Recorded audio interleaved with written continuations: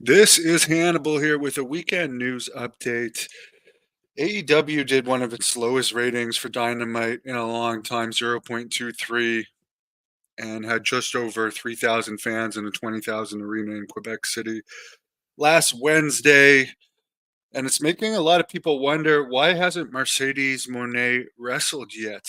Because they recently spent a lot of money getting Okada, Mercedes Monet, and Will Ospreay, and their ratings have actually gone down. So we know that it wasn't just her ankle. I think it's more serious than that. And I've had my own foot injury. I know how serious they are.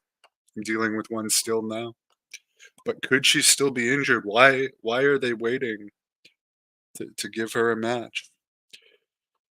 Apparently, Ronda Rousey, according to Dave Meltzer versus Becky Lynch, was supposed to be a WrestleMania match at one point, but her star power went down so much, Vince ended up losing interest in it, which might have something to do with why she's so bitter at Vince, because it was going to be a WrestleMania main event at one point.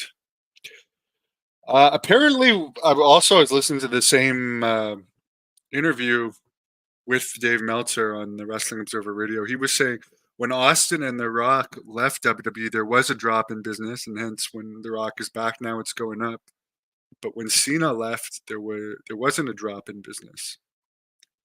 Apparently, Tony Khan picked up nobody from the last round of WWE guys fired, which was 15 or more. That was Nick Nemeth, Sheldon Benjamin, Mustafa Ali, guys that really haven't done much relevant after being dropped by WWE.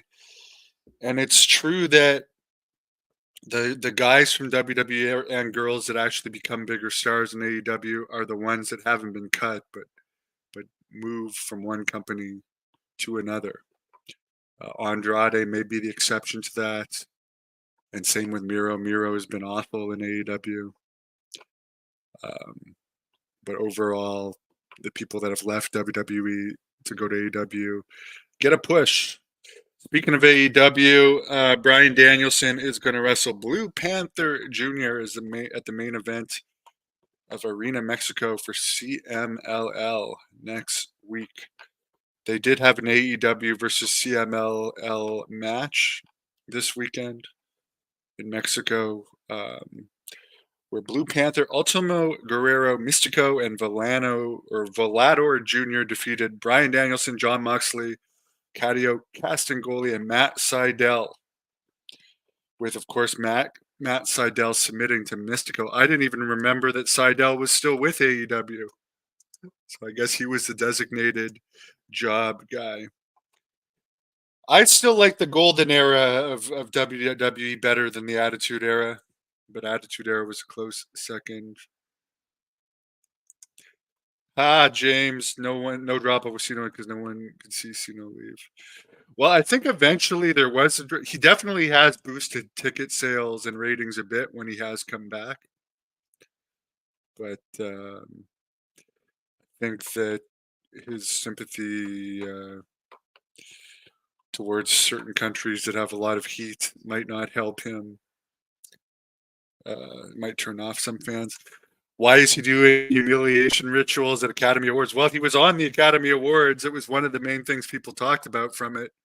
It's one of the biggest TV shows of the year. So, I mean, who would have thought that like two wrestlers would have had such big roles at the Academy Awards ever? The Rock and John Cena. I think it's good overall for wrestling that it's gone mainstream. Even Batista is a legit movie star now. So I think that's pretty cool. I'd like to see Batista back, maybe with the new WWE owners.